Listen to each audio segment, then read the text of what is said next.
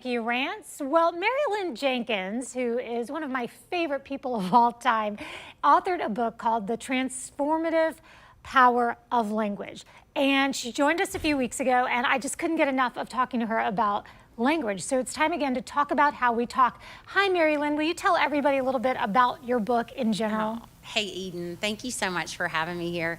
The book is a really simple read, very digestible, and broken up into just really simple chapters that can pull you through, I think, a process of learning how to listen for how you speak and ultimately getting a new end result in how you speak. And really, I know we're going to talk today a little bit about relationship. Ultimately, I think that isn't that the end goal, after all, through our language to actually create deeper, more meaningful relationships. So that's a part of the book as well. And I just encourage people to read it because it's a simple read and it does, I think, give something really digestible to create a new result. Some of the tips in here are and tips may not even be the exact correct word, and here we are talking about choosing your words so carefully. But one of the things that I instantly learned, let's say that, from speaking with you and from reading the book, is to be very definitive with what you say. For example, I asked you, would you come back on this show? You said, tell me the day, I will be there. And then you said, yes, I will be there on this day at this time. So it's about being very specific, very intentional with the words that you choose. But let's talk about how that would work in a relationship, especially maybe if you're an old married couple and you just think you always know what each other means. Yeah. So what would be like your action plan in that circumstance?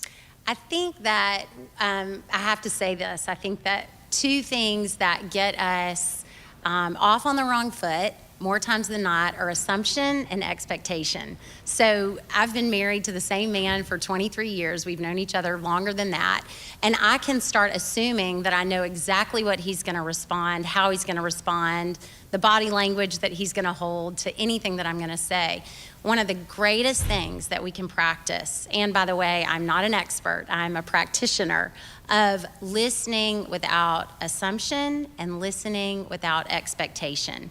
So I think really the key to deepening relationship and having clear, new relationship every day is it's actually in our listening. So there's always going to be somebody on the receiving side of me if I'm in dialogue with you, with my spouse, with my kids, with friends, with colleagues. There's always going to be somebody over there. So the more I can really listen from, okay, I'm not going to assume or guess what they want me to say. I'm not going to expect something that they're in a weird mood or what. I'm really going to listen to the words that they're telling me, so then I can be present and respond based on what the conversation is presently.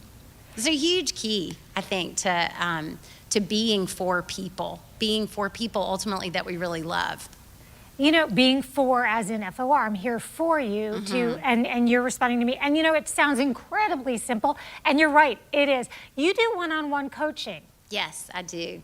So how can people reach out to you, Mary Lynn, and learn more? The company's name is Big Fish Co., and my website is livebigfish.com. And there's a coaching page on there. There's also some information really about just the direction of where I take people. I do a lot of vision and goals work with folks, but really my favorite thing in the world is to get people into, along with myself, get people into a deeper listening for how they're communicating and create a new relationship to your spoken word. I think it's the key change agent in all relationships. Well, I highly recommend this book. I've learned so much already, and there are actions and journaling that you do along with it. It's fantastic. And once again, it is called The Transformative Power of Language by Mary Lynn Jenkins. Thank you and we so appreciate much, it. And you and I will speak soon, very specifically and intentionally, about having you back to maybe do some of these exercises too. And we're going to be right back with more River City Live. Mark?